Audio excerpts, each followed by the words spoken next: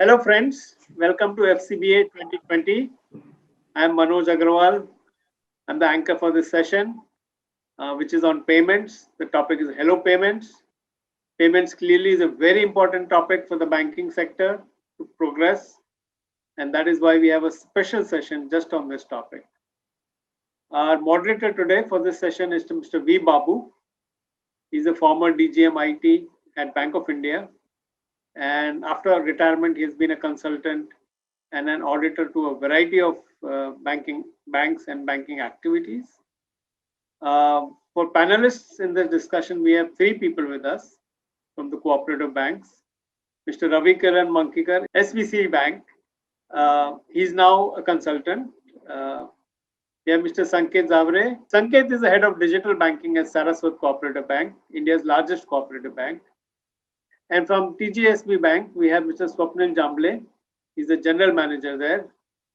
So friends, I'm looking forward to an exciting discussion on payments. And I would like to now hand over the control to Mr. V. Babu to take over the discussion and to hear from him and from all the panelists what are the exciting things happening in payments and that are possible in payments for the cooperative banks. Over to you, Mr. V. Babu. Everybody is seeing a surge in digital payments nowadays. Have your bank has reached any milestone in this area?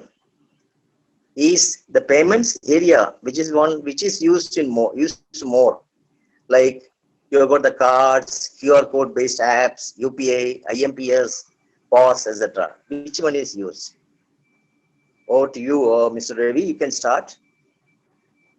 Well, I think I would be speaking as a sector in general, having been now looking at both sides of the table. I mean, as an implementer of digital technology and now guiding banks on how to go about implementing the digital platform.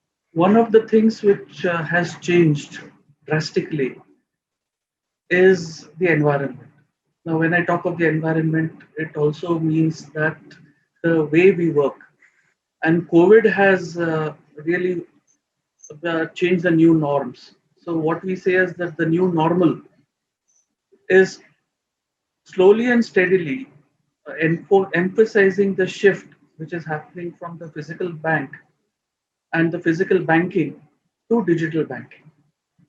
And here the transformation is slowly and steadily happening with, due to COVID, there was a lot of restriction on the movements of people where they could not visit the banks or they could not do the physical payments. And they had to rely on the digital channels which were offered by many banks to do their transactions. Now, if we see that in this period, just like we had work from home as the new norm, I would say that digital payment is also the new norm. And we will find that the usage of the branch as a delivery channel has slumped, and the other delivery channels, be it UPI, be it IMPS, be it internet banking, be it mobile banking, be it WhatsApp banking, which is now introduced by some of the banks. More so, we also have the introduction of QR as one of the other means how a payment can be facilitated. So technology which was earlier based on branch has now shifted to the laptop and to the mobile phone. So with the proliferation of the mobile phones and with various mobile apps today available and which are facilitating secure as well as immediate payments, when at the back end you are linked with the IMPS or you're linked with the UPI platform, this I am sure has enabled these payment systems to proliferate. And I believe, and the figures would show that they have crossed in trillions. I mean, it is not just lakhs or millions, it is going in trillions. So the usage of the digital platform is really heartening. Saraswat Bank, Saraswat Bank, they are leading now, so maybe he can take over. Yeah, thank you, Mr. Babu. So taking cue from what Ravi sir said, we've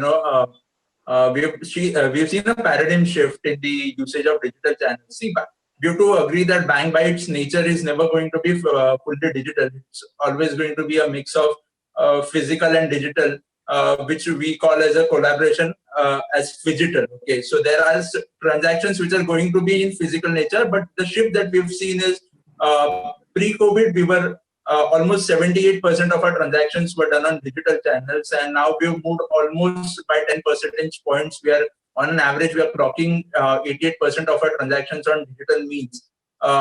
During the COVID, when the pandemic was at its peak, we had touched levels of 92%. So that itself talks about the shift that we have seen in terms of digital transactions. Now, to talk about, what or which product has its impact, I would say major impact that we've seen is in cards and UPI. We have already crossed the pre-COVID levels. The numbers that we were clocking in JFM last financial year, we have already crossed that. Just to mention a few figures, for UPI, we are already touching 5 million remitter transactions. On cards, we are already crossing 1 million on POS and e-com. So that is how, we've seen a surge. But, when you ask which product would be the king, I would say there cannot be a king. Just like in cricket, there cannot just be a Virat Kohli. You need 11 players to play together. So I think the entire, bouquet of digital products that we have, they need to play together because every product caters to a specific payment need. So when we talk about cards, it supports your, purchase transactions. When we talk about UPI or IMPS, they support your fund transfers. When we talk about DBS, they support your bill payments. So I think there is not going to be a king, but it's a holistic, a team effort that is required in terms of the digital portfolio. I think we can actually divide this entire phase into three different. First was a lockdown phase. Second was a new normal phase, and today it is many of the things has been loaned out into the normal banking scenarios. If you look at the lockdown phase, we have seen a large growth on the e-commerce transactions where people were buying more stuff from an e-commerce and using e-com and UPI. People who were already on an UPI were doing it. In a new normal phase where there was a small merchants which were allowed to do a transactions, people were more moving towards the QR based payments and the UPI payments rather than going for a POS payment, because QR payment, I think, is the one which has picked up in this particular phase because people are now preferring to have a contactless payment. The contactless technology, which is there in the QR form, is more flexible for the set of all users who can just, and the small merchants especially are actually using it. So you can see even a bigger merchants now integrating the QR based payments on their web portals and all, but even a small merchant is on a regular basis. We have seen a tremendous progress on a UPI and QR channel.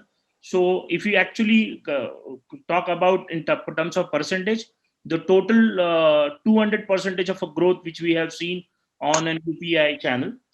Even an age-wise analysis, people are now more using UPI as a channel rather than the card usage rather has been reduced. And I think we are moving towards thanks to COVID, we can say we are actually moving towards now a less cash economy.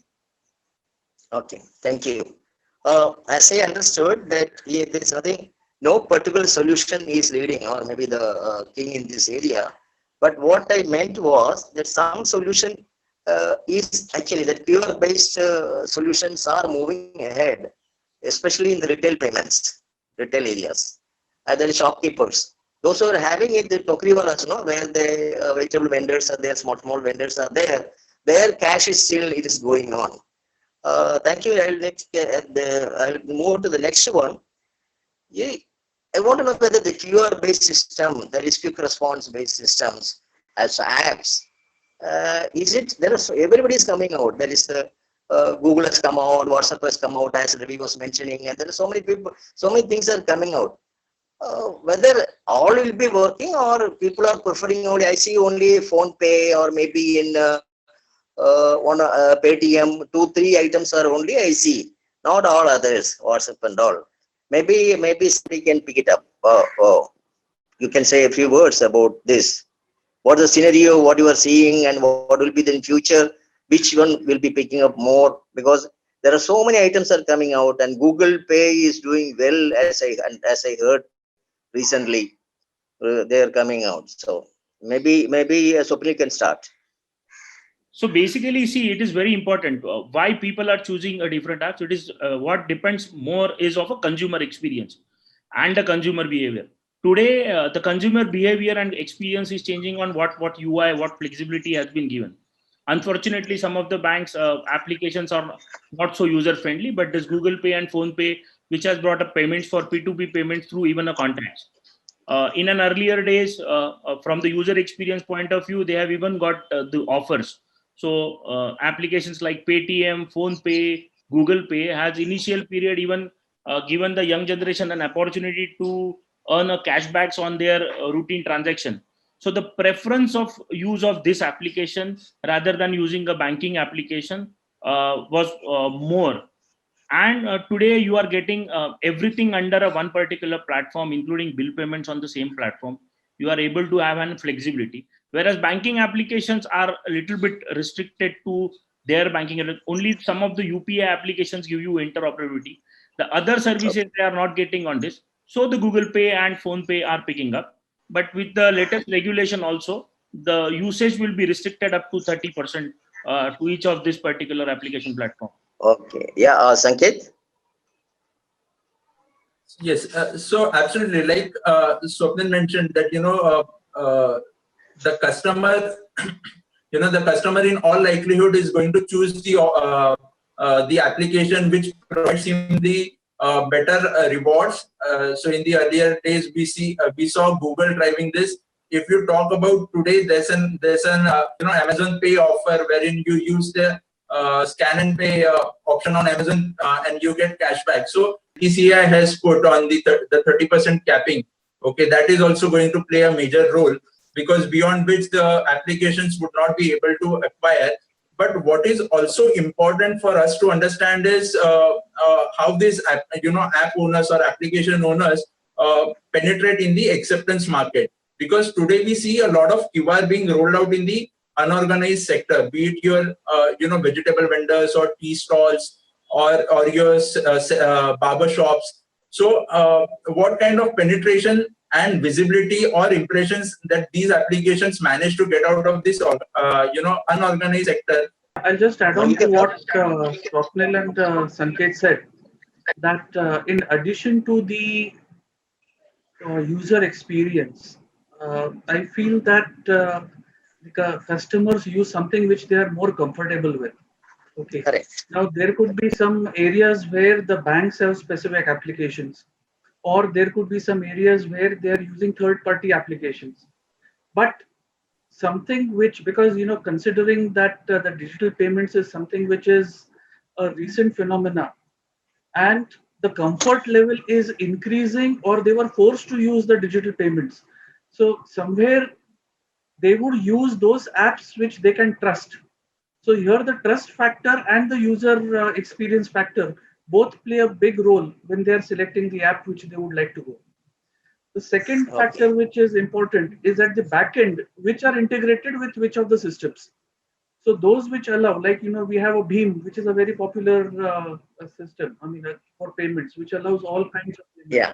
So Bheem is also on the, just like we have Google Pay, I think Bheem is also actively used because it facilitates all kinds of where you can pay by phone, or you can pay by account number, or you can pay by your contacts, whatever.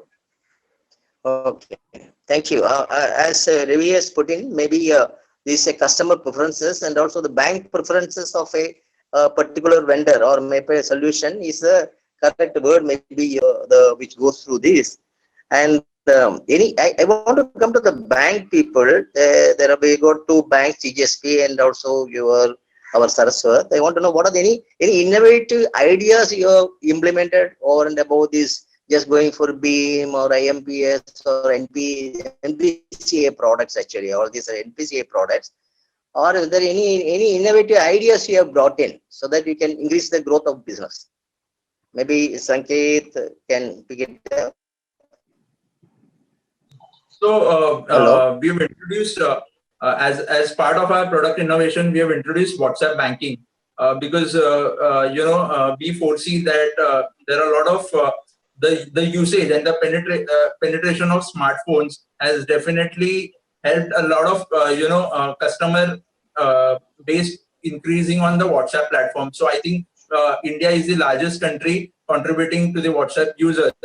So we have introduced WhatsApp banking, wherein right now we have got features which are restricted to the non-financial transactions. Okay, but down the line, we are also considering if we can also have financial transactions as part of the WhatsApp offering, because we see that customers of all age groups, be it a senior citizen or a middle age or the adults and teenagers, so they are very savvy using WhatsApp, and they are very comfortable using WhatsApp.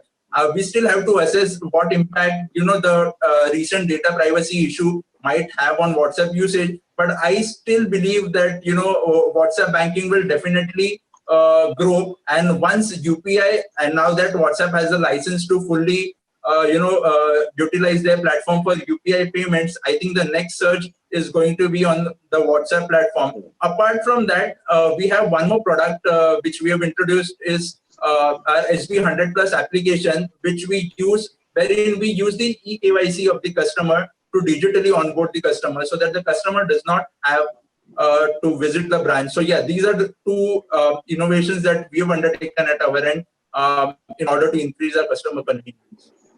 Okay. Maybe our friend can put in a word. Yes. There. See, nowadays for a cooperative banks, I think the biggest challenge was to acquire a new business, and cooperative banks has never been given a opportunity to acquire customers onto the digital platform with the UPI and being one of the PSP licensed bank. So I'm an issuer as a TJSB. I'm also an issuer as a PSP. So I get an opportunity to create a product portfolio on a QR platform, whereby we have started acquiring customers on a QR based platform. It was a typically an hybrid model, so it is more of a phygital. For a physical merchant, we have issued a QR which has our own handle, whereby the current account and the CC holders are able to receive their funds on a real time, rather than coming through a typical POS channel where the settlement was given on the next day. This has actually boosted us to acquire more CASA, and people started opening up more and more accounts with us. Okay, Ravi, can you put some general ideas where the cooperative sector can use this more, or which solution will be, which any innovative ideas any other bank has done, any cooperative bank has done?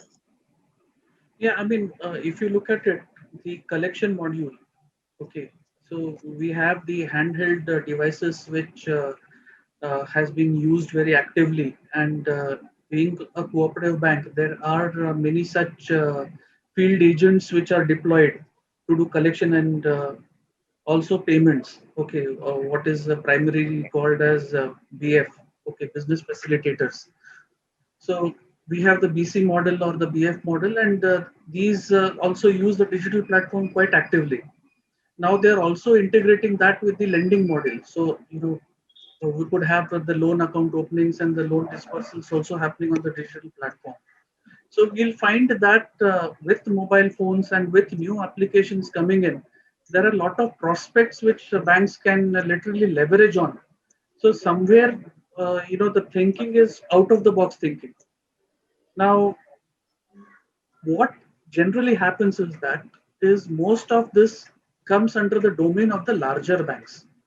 So somewhere there has to be a facility to make it applicable even to the smaller banks, because the smaller banks don't have the wherewithals to leverage on these kind of facilities, though they would like to give it because of the regulations or because of the sub membership criteria or whatever. Many of the banks, though desirous to give these kind of facilities, unfortunately these restrictions by default come onto these banks. So if we find there are 1,500 plus banks, and if you look at the quantum of cooperative banks providing these services, maybe not even 10%.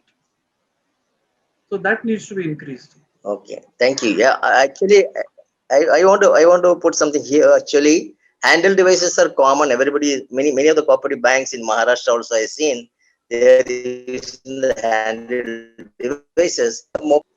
Sending people to collect the cash or maybe the mobile vans and all. See, now coming back to your area, actually your area and all the banks area, whether you're not, because I see so lot of this on news items where we see that so and so has been, the fraud has taken place, the money has gone out and cash. And the ATM scenario, we know ATMs and all ATMs, the cash goes out sometimes because of because the people are not well versed with the system. Something happened and all. But about the digital payment area, what are any breach you have noticed, or which breach is common, and also the risk aspect? What all the customers should take care? Customers should take care. Actually, newspaper it comes, and also the banks have displayed in rooms. But what's the breach? Whether any bigger breach has happened? Because I know, because in some of the cases it has happened. Actually, my friend has got suffered a huge amount because of they were telling this KYC, some of the things like Amazon and all, they just download, everything is done in computer itself, in their site itself. In some other cases, they use the other third-party services for KYC updation. There the problem comes. So maybe we can pick up, because it's your area, so you can start telling something, what precaution we should take, whether which area you observe more breach. Thank you. See, if we look at it, I think it is more related to the awareness and understanding, that is education. So today the frauds are happening primarily because of lack of awareness or lack of understanding the implications of using the digital platform. And many a times we have seen cases where the private information is shared, or private information is disclosed, and that leads to further frauds. So somewhere like today, such kind of frauds has become an industry, I would say. There is a typical area in Bihar called Jamtara, and Jamtara has become the sort of the breeding ground for all such kind of frauds. And the digital platform, because the recipient doesn't know where the call is coming from, or the recipient doesn't know where the message is coming from.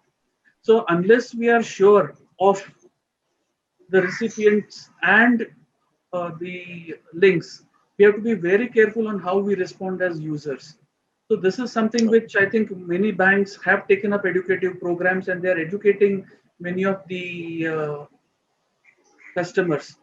Second is the applications. They need to have a robust vulnerability assessment done, because we have find that there are also rogue applications which are uploaded onto the Play stores or the Google stores or whatever.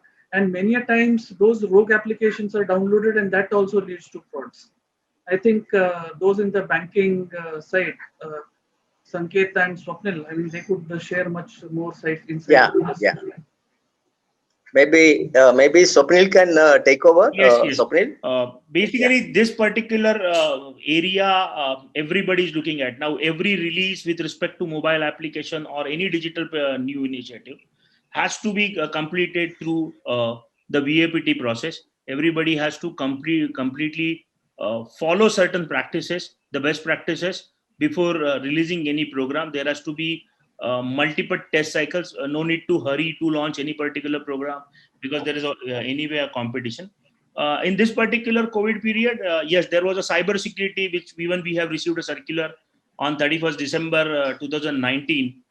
So everybody is purely focusing on implementation of cyber security. We are anyway level 4 bank. So the entire focus, because of we offer the digital payments, there's a SWIFT service which has been even offered. So the entire focus is on a server.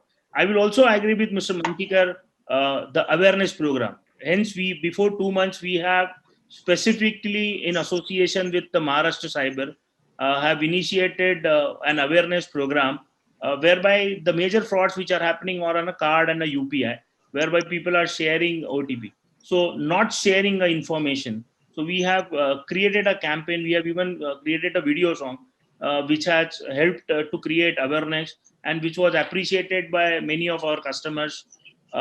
We expect the same if can be distributed amongst the cooperative bank. It will be helpful to create a similar awareness amongst their customers. I'll just take cue from what both of my fellow panelists said. While banks are adhering to the guidelines brought up by the regulators like RBI and NPCI, and we are fully compliant with that. There's a very important ecosystem, which is a merchant ecosystem, okay, which also needs to be paid attention to, because if we see in the last 6 months, we've had two major breaches on the merchant ecosystem. One is your Just Pay, which was very recent, and one is your Big Basket. So we need some kind of a strong audit or a compliance body, or some or a regulator working in that space who which needs to take into account how these merchant ecosystems or the merchant platforms are getting are being audited, because finally the data what is residing in the bank or what is not residing, the regulators have the entire vision to it, but what is residing at the merchant end is something which we do not know. So this is one ecosystem which I just want to add on to what my fellow panelists said. Is I want to know whether any breach you have noticed. It is for those two banks, both the banks, CGSB and Saraswat. Have you noticed any breach? And if so, in which area, which solution you noticed, or maybe not you cannot with tell our the bank. solution, or generally what is the breach? No, not with other banks. You might have come across some kind of yes, but I have came across two different breaches in this 8 months. One was done through an IMPS channel, where the limits has been, one of the cooperative banks is maintaining the limits, where the limits of the customer has been modified, and then a transaction was routed through IMPS.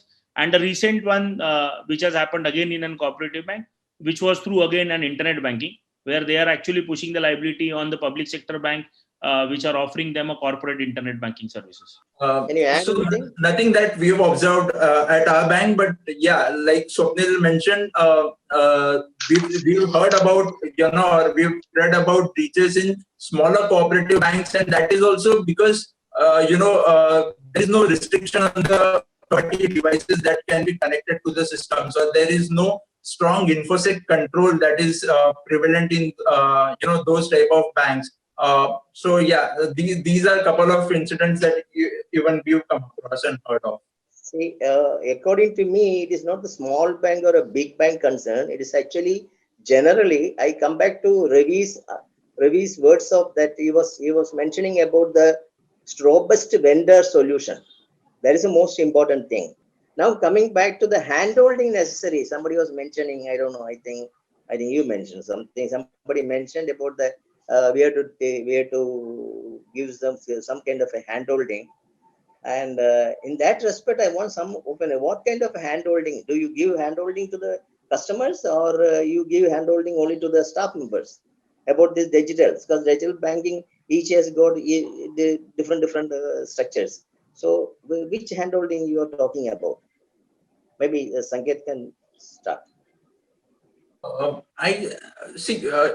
I mean, if we're talking about handling the customers, I think all the banks and also the the merchants, everybody is running their own promotional campaigns and awareness campaigns, do's and specifying the do's and don'ts.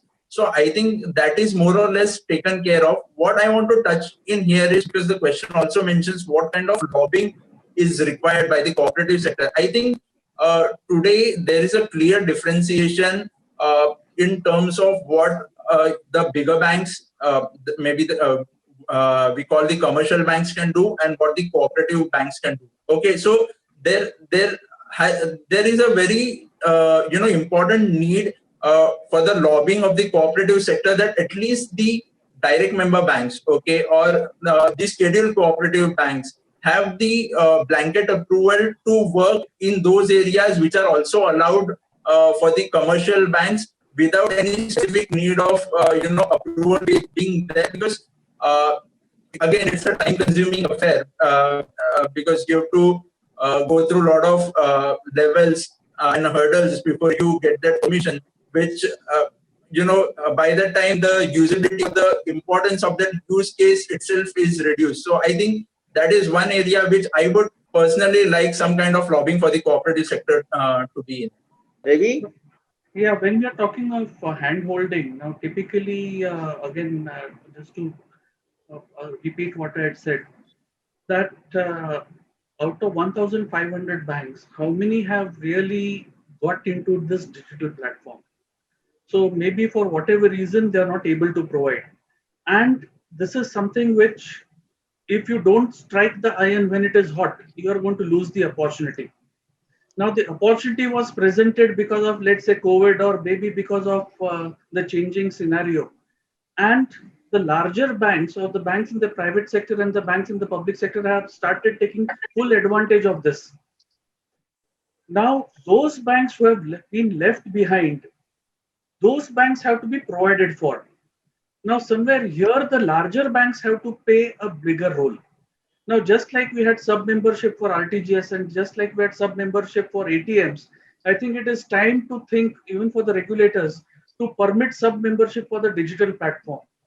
And these banks who have the wherewithals to onboard the smaller banks can onboard the smaller banks and give them the hand-holding where they can leverage on the platform which has been implemented by the larger cooperative banks, and allow that facility for the smaller banks who don't have it. So then that becomes a level playing field for everyone, and that would expand the horizon, where it does not become the sort of domain of only the large banks. So today, if we see, even in the graded approach which Reserve Bank used for implementing the cyber security, that was focused primarily on the quantum, or the how the digital platform was implemented by banks. So typically, if you go by that, there are only about 100 banks who are in grade 3 and grade 4.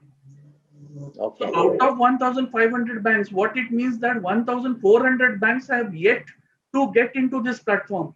So that handholding is required for these banks, I mean, if you ask me. And we have to bring those banks also on the channel to make it a level playing field where everyone, the outreach goes on. Because whatever said and done, the cooperative sector goes into those areas where the private sector or the public sector banks don't go. And this is a very niche market which can be explored. That's my take on it. Okay. Yeah, I would like to know whether any cloud model for the payment solution system, so that all the payment solutions are in cloud itself. Instead of the banks, they had to go for each and every solution. They had to pay the bills and they pay the amount and they get it done. Implementation, EAT, blah blah, so many things. Is it possible, or is somebody is working on it, or is it desirable? A cloud solution for all the payment systems together, instead of just going each and every bank going and buying their own solutions and customizing blah blah, so many things. There are models, there are platforms which are available, I think, on a cloud payment platform. There are many various vendors who actually offer it nowadays on an OPEX model. Bank has to just look at the number of customers based on the size. They have to opt for whether they have to go for a capex model, whether they have an internal capability to deploy a solution like UPI and IMPS. If they don't have, they are preferring an OPEX model, which is more on a per transaction basis, whereby they can project the numbers and actually reduce the total transaction cost. They can also include the compliance aspects, specifically with respect to the cloud, with respect to the cyber security. They should be more stronger on the SLA front with such vendors, whereby they can actually define the roles and responsibility and offer a cloud-based, OPEX-based, per transaction-based particular solution to their consumer very quickly, because it is, from the deployment point of view, it has only an NPCI certification and some documentation which is done. So banks can quickly come on to this. there are switch vendors, there are some of the third-party solution providers who are actually bundling now this entire digital payment system. Okay, Ravi. There are products available. There are vendors available who are providing services on a pay-per-use model. But the inhibiting factor is the regulation. See, today many of the banks yet do not have mobile banking. Okay, and they yet do not have the kind of wherewithals where they can get into the digital platform. So somewhere this sub-membership model, unless and until that is relooked at by the regulators, and at the same time not diluting any of the security or not diluting any of the governance models, with having appropriate controls in place, if it is widened, the scope is widened, I think we'll have a better usage of the digital platform, whether on cloud or whether through sub-member, because sub-membership is also another form of cloud. Okay, where the existing banks or the existing service, those who are already giving services will be onboarding someone else and charging them on a per use basis. So the banks also can start functioning as service providers. And if, I think as a body, the associations and the federations could give this representation to the Reserve Bank of India and to DPSS to facilitate this for the smaller banks. Maybe that would give an impetus to digital payments to the smaller banks. So how we can avoid the queue there, and how we can bring them into the digital payments mode? I think this again is more of a mindset issue, because with technology and with core banking, if a remittance happens through a branch, there is no reason why the remittance should not happen through the delivery, the non-branch delivery channel. Because whether it is IMPS or whether it is NEFT or whatever format, if I have to send funds to someone else, even in the interior, number of branches there are also equally, equipped to handle those kind of payments. In addition to this, Babu, there is a regulatory permission which is also challenged. There is a model called domestic money transfer, which we can actually initiate through the BC channel, a rotating BC, whereby from him funds can be transferred. But again, for a DMT, they are not allowing cooperative banks a specific permission. Otherwise, through this DMT channel, we would have onboarded, as earlier said by Mr. Mankikar, we can onboard these even smaller banks into it, whereby their customers should be able to transfer funds from their branches, whereby a white label solution can be deployed at their branches. But regulator is not allowing a permission, whereby the private sector and public sector banks are collaborating with the fintechs and offering this domestic money transfer services. Some of the solutions, I think it will work only on Android phones. Yes, there are some of the solutions which work on only Android phone. They are not supporting any other here. But soon the tokenization will also resolve many of the problems. With the RuPay being tokenized, even it will be offered through a featured phone. Customer education is most important. Okay. Customer education. So each and every customer you cannot train. It's not possible. So what is the best way to train them? So I'll relate this to the funny videos that we saw during lockdown. Basically, when we were under a strict lockdown, everybody became a chef. Okay, everybody used to put their own cooking videos. Nobody had learned it, so YouTube was the best channel. So I think it is also now a time and a need for us to take this training module on the digital line. We need to create videos, we need to create training programs which are also digital in nature, which a large mass can access and view it at their convenience, at their convenience in terms of time and place, and at according to their wish. So I think taking this entire training module on a digital platform, hosting it maybe on the bank's website, or maybe on a public platform like, say, YouTube. I feel that cash is still the king. Do you agree with me? Maybe the closing remarks people can answer. Because many people, I hear ATM transaction has not come down. Micro ATMs are going. People are not going for the ATMs, actually. They are going for the micro ATMs. Micro ATM is cheaper and all. It's very easy to carry and all. Maybe handheld devices, another name. So do you agree with this one? Why? Because this is affecting the digital payments, increase in volumes and all. Maybe closing remarks people can give, all three of you can give, and we can close it. We'll start Maybe with the you can bankers start. first. Bankers, okay, we'll start with Swapnil. I think we have successfully moving towards a less cash economy. No, still we cannot say now still cash is the king. I think a customer mindset and his behavior is a king. Where how he want to use and utilize the digital payments. The more and more the customer will use the digital payments, the cash will be out. So we can reach up to the less cash economy. My Okay, view, yeah. my view is on similar lines that I don't believe that cash is the king anymore. I think, like I said earlier, it's about how efficiently we make the customer understand which product suits what need of his, and we have every product in today's digital payment ecosystem that can cater to the customer needs, be it bill payments or purchase or even the fast tag. So it is important for us to convey this functionality to them, bring the product at their doorstep, and I think cash may not be prevalent anymore very soon.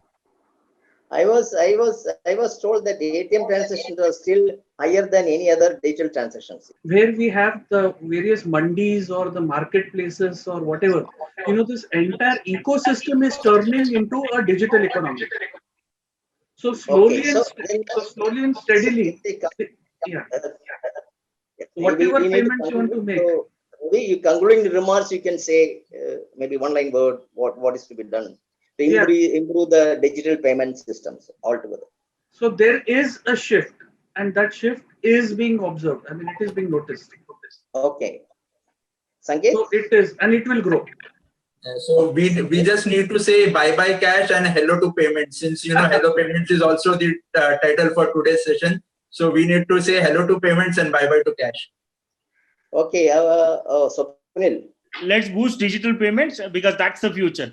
Digital is the future. Okay. Finally, we landed that customer preferences of any solution is the most important, and also we need to train them, and customer education is the key word to increase the digital payment system. Thank you very much. Thank you very much. Thank you, panelists, for a wonderful discussion. We have covered a lot of topics, and I think all these topics are very important, perspectives and topics. And thank you, Mr. Babu, for leading the discussion. And I hope all the bankers get something useful out of this so that they can improve and accelerate on the digital payments journey in 2021.